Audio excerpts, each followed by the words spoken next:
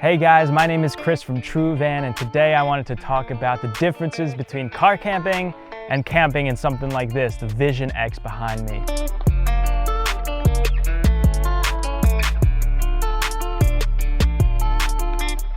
I've done both. I've now camped in a van and I've camped in a car. And I wanted to make this comparison just to give you a bigger picture of what it's like to camp in different styles and formats. Now, when I did car camping, I was primarily doing it out of a hammock. Now, most people choose tents because tents, you don't need trees. You could just set up anywhere. But the way I was doing it with a hammock, I was severely limited in my areas that I was able to camp. I needed 2 trees next to each other, and more specifically than next to each other, they needed to be a decent 10 feet apart. And if I couldn't find a tree, I had to resort to reclining the driver's seat in my Honda Accord and sleep a very, very uncomfortable sleep.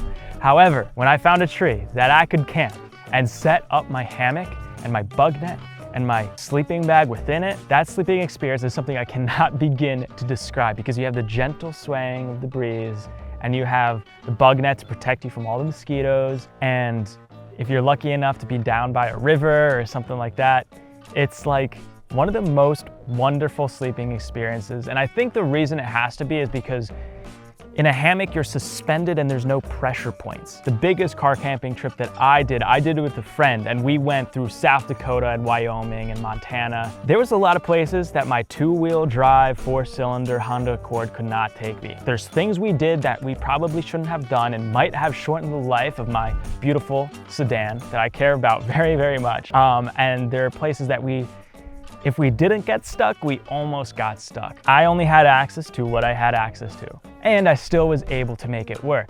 We slept in places outside of Yellowstone National Park, just a 10 minutes drive from the front gate, where we were bathing in rivers sourced by hot spring water. That's just absolutely amazing. And at the time, all I had access to was my car, and if I had the limiting belief that I couldn't take my 2-wheel drive car off the beaten path into the vastness that is Wyoming and Montana's Yellowstone, I would have not experienced that wonderful, wonderful trip. It's one of the most memorable things that I've ever done in my entire life. And to most people, I did something that they would not advise to do. What are the biggest issues that you have when you're camping? To me, it's really food, a place to sleep, and then this one's overlooked. This one is so overlooked, and until you don't have it, you don't understand, but it's shade. All right, so we're in a campsite that has no shade, and we created this shade contraption. It took a very, very, very long time to do. Now, right now, I'm in a desert. The sun's beating down on me and it's getting a little bit hot. I'm gonna probably go into the van after I'm filming this video and just cool off. But imagine if you don't have that ability, that walking space that you do in a van.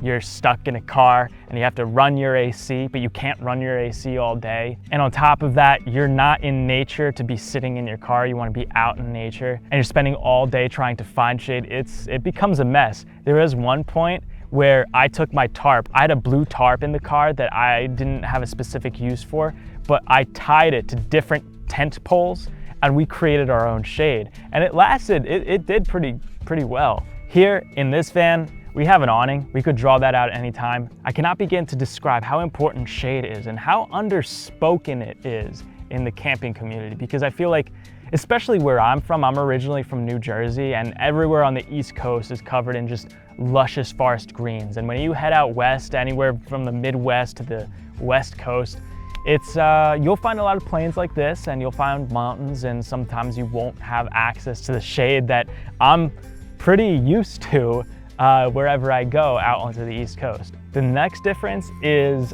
food. Your only option when you're car camping is to bring a cooler. And what do you need to do with a cooler? Even if you get like a really expensive, top of the line, multiple hundreds of dollars cooler, you have to restock it with ice every day. I've tried it all, and you have to still restock with ice every single day. Maybe you could get some sort of weird exception where you go 36 or 48 hours without having to restock with ice.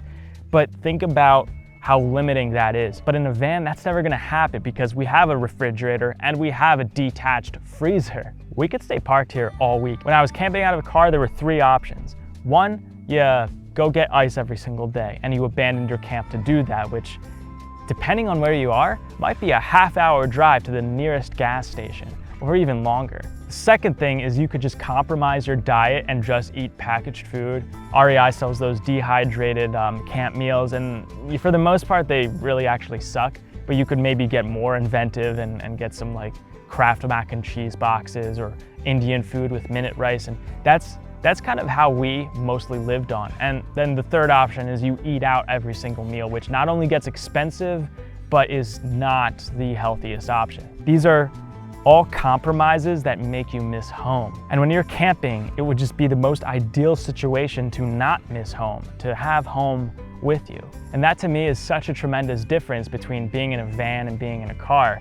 You know, the way that you handle hailstorms, the way that you handle cold weather, hot weather, sunny weather, cloudy weather, rain, different elements is so different. This is a really unique experience, and I feel like everyone should experience this at some point in their life. When you're in a car, your battles with nature take a majority of the day to overcome. Like figuring out a solution for shade, if you have the time, it will take you 8 hours to figure out a solution, whether you invent the shade yourself or you find the shade. It's a really satisfying problem to have, because when you have it all given to you in the beautiful pristineness of a camper van, you don't really get that type of struggle. Now here's the thing, I've done the struggle. Maybe you haven't, I've done it. I don't need to do that struggle again.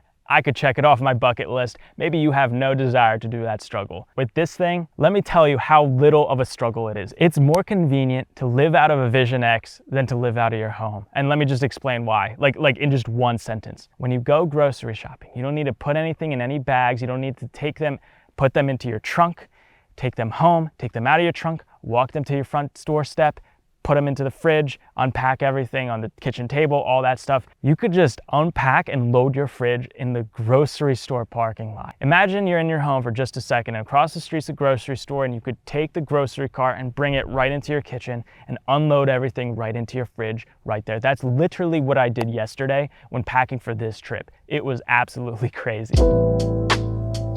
Now, the last major difference between car camping and van camping is the amount of driving that you end up doing.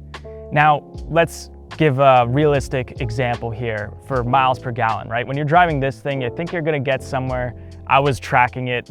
It was between 18 and 24 miles per gallon on highway driving. And honestly, that's pretty impressive because you're carrying almost 9,000 pounds on these four wheels. On my Honda Accord, it's more like 2,000 pounds. And my Honda Accord gets 35 miles to the gallon, right? So you get almost double. So your range is almost double. However, and you don't realize this until you've done both, you can go farther in the Accord, and my range was farther in my Accord. The difference is the amount of travel you have to do after you get to your destination. Here, we don't have to leave.